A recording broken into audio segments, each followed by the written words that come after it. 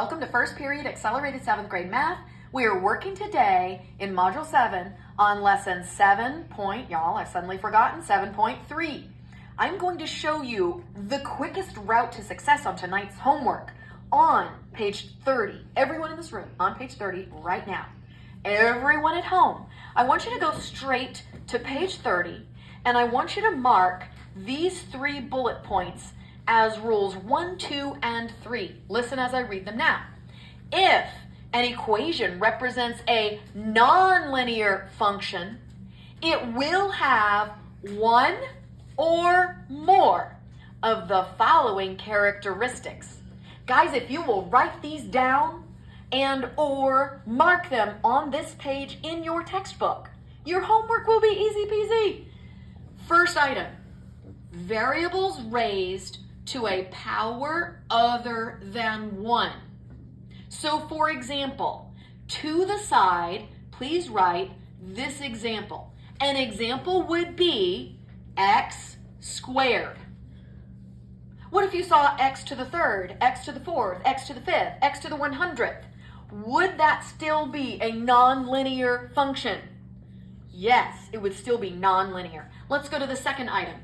If it has square or cube roots of variable expressions, please write this example beside the second item that causes it to become a nonlinear function. So for example, if it said square root of 75.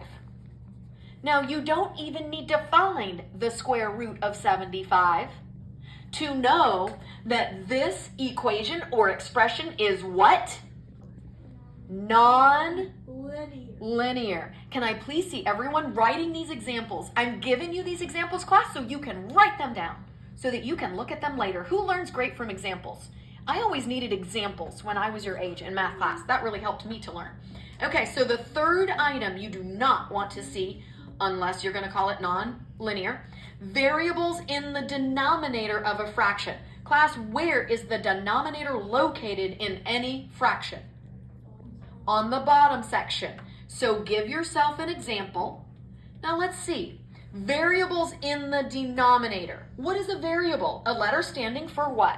A number we do not yet know, correct? Yeah. Okay, so draw yourself a fraction bar. Where in this example will you place the x to show that it is non-linear? Say it if you know. In the denominator. Great, Charlotte. Thank you so much. Okay, so if there's an x in the denominator, and it doesn't matter what number is in the numerator, if you see a variable in the denominator, what do you know about that equation or expression?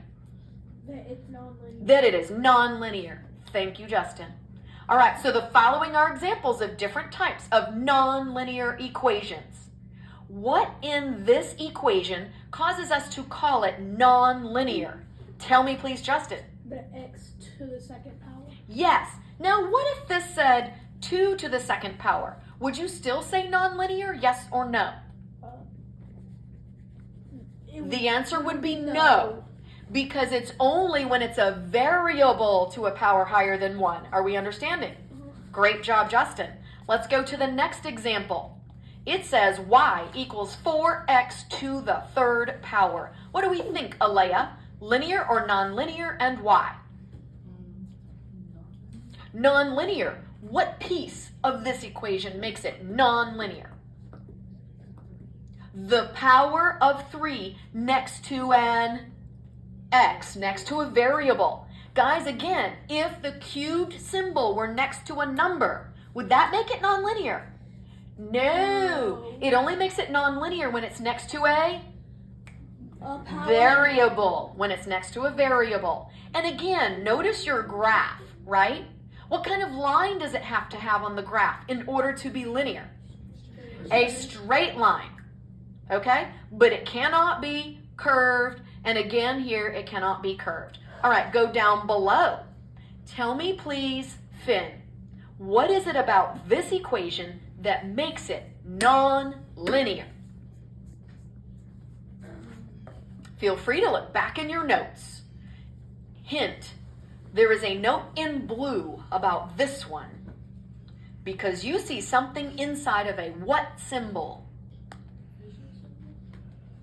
What is this symbol called? Do you remember? Okay, Charlotte, what is it called? Square root. It is called the square root symbol. Class, when you see a square root symbol, bam! What do you know about it, Addison? That it is nonlinear. Excellent. And then why is it that I can tell this graph supports the nonlinear idea, Kelsey? Because the line is not straight. Correct. Excellent. Let us look on this last example, and Ari is going to tell us why she knows it's nonlinear. Because the variable is in the denominator. Great job, Aria. Thank you, ma'am. And then one more note about the graph. Why is it that the graph lets me know it is nonlinear, Milo? It's not a straight line. Because they're not a straight line. Wave if you understand this completely and totally. Thank you so much. You may stop.